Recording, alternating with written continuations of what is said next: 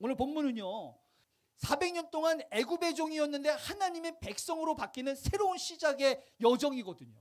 10가지 재앙이 홍해바다 가르고 만나가 나오고 뭐 불기둥, 그 구름 기둥이 막 여러분 이렇게 강력하게 하나님께서 새로운 시작을 이끄신 적이 어디 있어요? 성경에 보면 없어요. 그런데 이거요, 얼마 안 가요. 40일 만에 변해요. 이들의 마음이 왜 그랬을까? 400년 동안 종살이를 하다가 이제 나왔어요. 광야에 많은 일들을 경험했어요. 그리고 드디어 이제 모세가 시내산에 가서 십계명을 받으러 갑니다. 이제 40일이나 걸렸거든요. 오늘 본문에 보면 뭐라고 나왔냐면 이렇게 나와 있어요. 산에서 내려옴이 더딤을 보고 라고 돼 있어요. 안 내려오는 거예요. 모세가 내가 40일 동안 있다 올게요 라고 했으면 괜찮았을 법했는데 그렇게 하지 않았거든요. 또 나이가 80세가 넘으셨어요. 그러니까 올라갔는데 안 내려오니까 무슨 생각했겠어요? 가셨나? 이제 가셨나? 라고 생각했겠죠. 문제가 뭐냐면 이전에 노예였거든요. 자유인을 경험해 본 적이 없거든요. 그러니까 출애굽을 했지만, 그래서 시간이 지나면서 하나님의 많은 은혜와 경험을 했지만 여전히 마음 한켠에는 무슨 마음이 있느냐? 이러다 다시 옛날로 돌아가는 거 아니야? 이러다 다시 예전처럼 끌려가가지고 어려움 당하는 거 아니야? 이런 마음이 있었겠어요? 없었겠어요? 그러니까 마음이 어때요? 조급해요. 못 기다리는 거예요. 성경에 보니까 우리를 위해서 신을 만들어요. 누구를 위해서요? 우리를 위해서요. 여러분, 하나님이 우리를 위한 신이에요? 우리가 하나님을 위한 사람들이에요? 우리가 하나님을 위한 사람들이에요. 근데 간혹 이게 바뀌는 경우들이 있어요. 하나님이 우리를 위한 신이라고 착각할 때가 있어요. 여러분, 이거 바뀌면 안 돼요. 하나님은요, 우리를 위해 존재하는 분이 아니에요. 우리와 상관없이 존재하시는 분이에요. 우리가 하나님을 위해 존재하는 사람들이에요. 그래서 하나님이 우리의 말을 들을 게 아니고 우리가 하나님의 말을 들어야 되는 거예요. 근데 지금 여기 보니까 분명히 그 이전에 400년 동안 살면서 여기 나오기 전에는 그런 생각이 없었거든요. 근데 이제 나왔어. 편해졌어. 안전해진 것 같아. 이러니까 갑자기 우리가 중요해져요. 이제 내가 누리는 거 뺏기고 싶지 않아요. 이거 지키고 싶은 거예요. 그러니까 우리를 위한 신이 필요한 거예요. 신앙은 여기서 이제 망가지기 시작하죠. 그래서 뭘 만듭니까? 송아지를 만들어요. 여러분, 애굽의 이 송아지는요, 유행하고 사람들이 좋아했던 신이에요. 그러니까 하나님 형상이 없잖아요. 뭔가는 있어야 될 것 같은 거예요. 자신들을 보호해줘야 될 것 같은. 그게 뭐냐? 옛 습관의 것들이에요. 분명히 10가지 재앙을 통해서 수많은 하나님의 그 기적을 통해서 시내산까지 왔는데 모세가 잠깐 사라졌다고? 하나님을 잊어버리고 옛 습관으로 돌아가는 거예요. 여러분, 이게 사람입니다. 그러니까 하나님께서 모세에게 얘기해요. 빨리 내려가라고. 지금 이 백성들이 부패했다는 거예요. 그게 죄인질도 모르고 하는 거예요. 그래서 그 밑에 보면요, 하나님께서 이들이 왜 이렇게 됐느냐? 3가지 이야기할게요. 첫 번째는요, 불순종입니다. 성경에 보니까 이렇게 돼 있어요. 그들에게 이 길을 속히 떠났대요. 40일 만에 떠났대요. 40일 만에. 여러분, 신앙생활은요, 견디는 겁니다.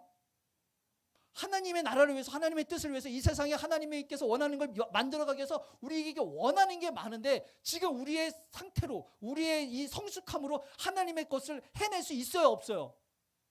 어쩔 수 없이 우리가 성숙해지려면 아파야 되는 거예요. 견딜 수 있는 힘이 있어야 되는 거예요.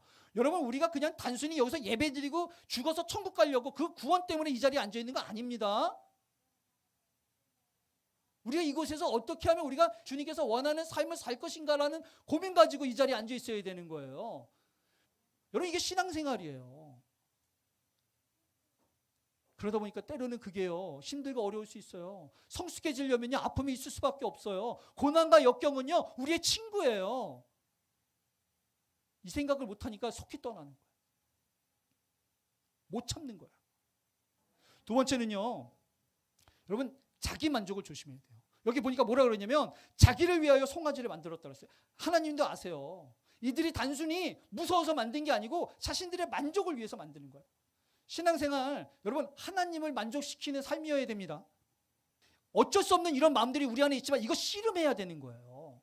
그리고 우리는 이런 것들을 씨름하면서 계속 우리의 마음은 지금 우리가 하고 있는 모든 일거수일투족들이 하나님께서 괜찮으실까? 라고 하는 것들이 우리 안에 계속 있어야 되는 거예요. 어쩔 수 없이 우리는 사람들을 만족시키기 위한 다양한 것들을 하지만 그럼에도 불구하고 우리는 이런 마음들과 씨름하면서 하나님을 향해서 주님을 바라보며 주님께서 원하는 것들을 찾아가면서 노력할 수 있는 산정교회 됐으면 좋겠어요. 세 번째는요, 고집이에요. 고집. 이스라엘 백성들이 아무리 얘기해도 잘 안 들었어요. 신앙생활은 안 넘어지는 게 아니에요.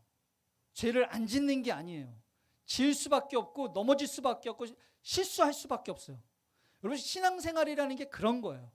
그런데 성경에 보면 누구든 다 그래 왔어요. 근데 결국에는 신앙생활을 잘했던 사람들은 뭘 잘했느냐? 실수를 안 한 게 아니고 실수하고 빨리 돌아온 거예요. 넘어지지 않은 게 아니고 넘어져서 빨리 일어나가지고 빨리 돌아온 거예요. 여러분, 신앙생활은 돌아오는 거예요.